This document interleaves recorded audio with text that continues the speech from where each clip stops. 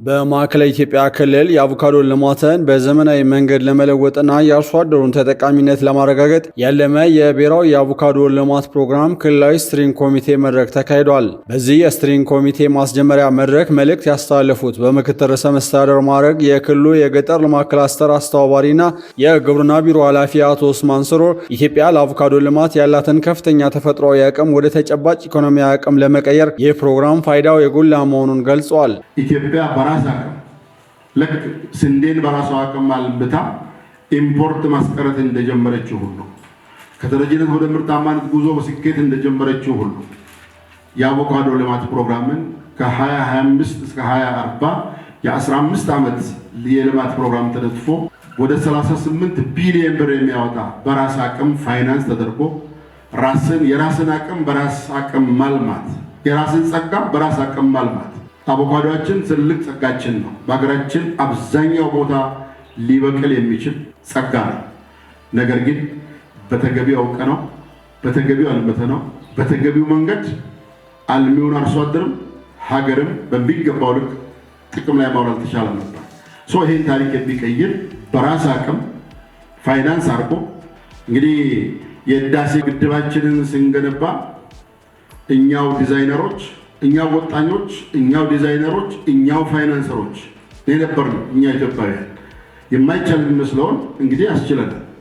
በተመሳሳይ መንገድ እንግዲህ አረንጓዴ ወርቃችን በራሳችን አቅም በእኛው ምሁራን በእኛው መሪዎች ተወጥኖ ዲዛይን ተደርጎ በእኛው ፋይናንሰርነት እንግዲህ ወደ ተግባር ላውንች ተደርጎ ወደ ተግባር እየተገባ ነው ያለው። ዛሬ ለኛ ይሄ የአቮካዶ ልማት ብቻ አይደለም፣ ጸጋን አልምቶ የመጠቀም ታላቅ የከፍታ ጉዞ ጅማሮ። ኢትዮጵያ የብዙ ጸጋዎች ባለቤት ሆና ለረጅም ዓመታት ጸጋዎቿን በተገቢው ሳትጠቀም መቆየቷንም ተናግሯል። ባለፉት 8 የለውጥ ዓመታት በተለያዩ ዘርፎች በርካታ ዕድሎችን ማስመዝገብ መቻሉን ጠቁመው በተለይም በግብርናው ዘርፍ የተለያዩ ኢኒሼቲቮችን በመቅረጽ ውጤታማ ተግባራት መከናወናቸውን አስረድተዋል። የለውጡ መንግስታችን ባለፉት 8 ዓመታት የኢትዮጵያን ታሪክ ለመቀየር ጸጋዎቿን አልምቶ በርካታ ባለጸጎችን ለመፍጠር ጸጋን ወደ ሀብት ለመቀየር በርካታ አዳዲስ እሳቤዎችን አምጥቶ አዳዲስ እሳቤዎቹ መሬት ነክተው በተለይም የግብርናው ሴክተር የሀገራዊ ኢኮኖሚ ምሰሶ የጀርባ አጥንት ምንም እንኳን የዘርፍ ብዙ ብዝሃ ዘርፍ ኢኮኖሚ ፖሊሲ ዲዛይን ተደርጎ ተግባር ቢገባም ለዚህ ግን አንከሩ ዋና ወሳኙ ግብርና ሴክተሩ መሆኑን በማመን ከክቡር ጠቅላይ ሚኒስትራችን ጀምሮ በርካታ አዳዲስ ኢኒሼቲቮች በግብርናው ሴክተር በመንደፍ ወደ እቅድ በመቀየር የታቀዱትን ወደ ተግባር በመቀየር መላተ ህዝቡን አሳትፎ በመሰራታቸው ኢትዮጵያ አዲስ የታሪክ ምዕራፍ ማስመዝገብ ጀምራለች። ብሔራዊ የአቮካዶ ልማት ፕሮግራም የክልሉ 6 የግብርና ልማት ምሰሶዎች እንዲሆኑ የሚያግዝ ስለመሆኑም አብራርቷል። በመድረኩ የስልጤ ዞን ምክትል አስተዳዳሪና የግብርና መምሪያ ኃላፊ አቶ ሙበራ ከማል የእንኳን ደህና መጣችሁ መልእክት በማስተላለፍ ፕሮግራሙን ውጤታማ ለማድረግ ዞኑ ያለውን ቁርጠኝነት ገልጿል። እየተመኙ ከስብሰባ በኋላ የወራቤ ላይ በሚኖራቸው ቆይታ ባሉን አዳዲስ የብልጽግና ተምሳሌት ለማድረግ ወራቤ ላይ የሰራናቸው አዳዲስ ኢኒሼቲቮች ያለማናቸው ቦታዎች አሉ። እነዚህ ቦታዎች ላይ ጊዜ ኖሯችሁ ብትዝናኑ ይህ ለሚቀጥሉት 15 ዓመታት ተግባራዊ የሚደረግና በመንግስት በጀት የሚደገፈው ብሔራዊ የአቮካዶ ልማት ፕሮግራም በአራት ዋና ዋና ክፍሎች ማለት በምርታማነት ማሻሻል፣ ጥራትና ድህረ ምርት አያያዝ፣ የግብይትና መሰረተ ልማት ዝርጋታ እንዲሁም ተቋማዊ የአቅም ግንባታ ላይ ትኩረት አድርጎ ይሰራል ተብሏል። ፕሮግራሙ በክልሉ ከፍተኛ የአቮካዶ አምራች በሆኑና እምቅ አቅም ባላቸው 10 ወረዳዎች በሚገኙ 223 ቀበሌዎች ውስጥ ተግባራዊ የሚደረግ ስለመሆኑም ተገልጿል። በዚህም የአነስተኛ ይዞታ ያላቸው አርሶ አደሮች የአግሮ ፕሮሰሲንግ ኢንተርፕራይዞች፣ ወጣቶችና ሴቶች እንዲሁም በምርምርና ኤክስቴንሽን የተሰማሩ ባለሙያዎች የልማቱ ቀጥተኛ ተጠቃሚ ይሆናሉ ተብሏል። ይህ ታላቅ ሀገራዊ ፕሮግራም በስኬት ሲተገበር የምግብ ዋስትናና ስነ ምግብን ከመገንባት ባለፈ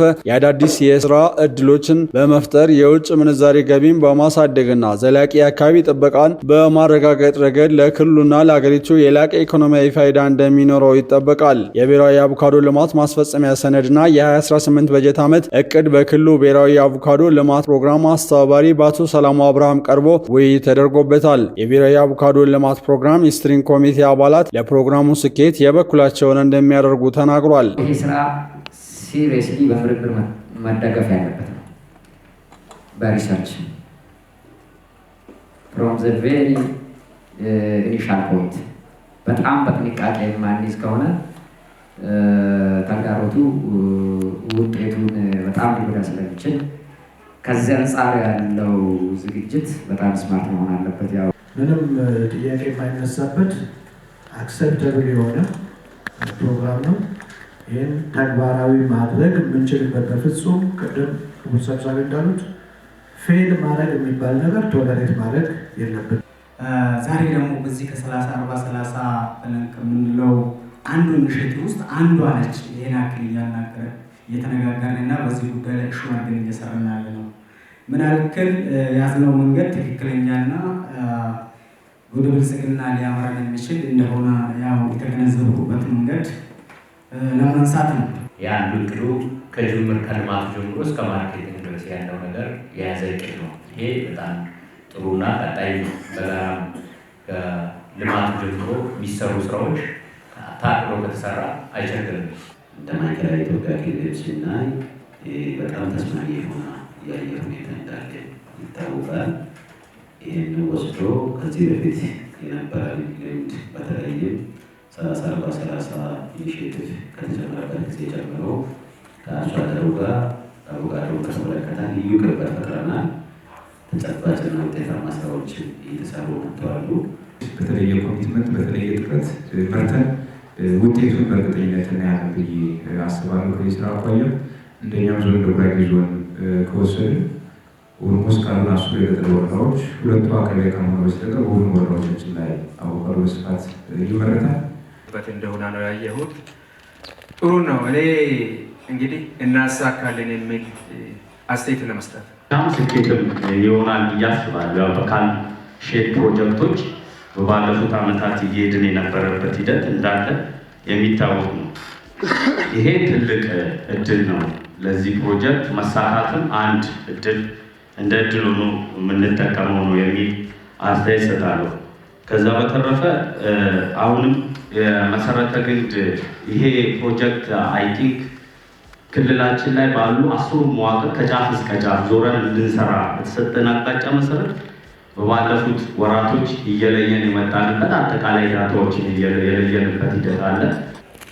በግብርና ምርት ሲሰራ አንድ አቮካዶ ያለው ባንክ አቮካዶ ለሲዞ ብድር ማግኘት ይችላል ተብሎ ሰፊ የሆነ ህዝብ ሚኒስትር ያሰራበትና አቮካዶ በቤተሰብ ደረጃ ማልማት የሚፈልግ ግን እኛ በስፋት ችግኝ አባስተን መቅረብ ባለመቻላችን ምክንያት ወደ ኋላ የቀረ ኮሚኒቲያችን ነው። አሁንም አርሶ አደሩ ጋር በክላስተር ከቀረብን ውጤታማ መሆን እንደምንችል ባለፈው ዓመትም አይተናል። በመድረኩ የስትሪንግ ኮሚቴ አባላት፣ የክልሉ ግብርና ቢሮ የስራ ኃላፊዎች፣ የዞንና ልዩ ወረዳ ምክትል አስተዳዳሪዎችና የግብርና መምሪያ ኃላፊዎችና ሌሎችም ባለድርሻ አካላት ተገኝተውበታል።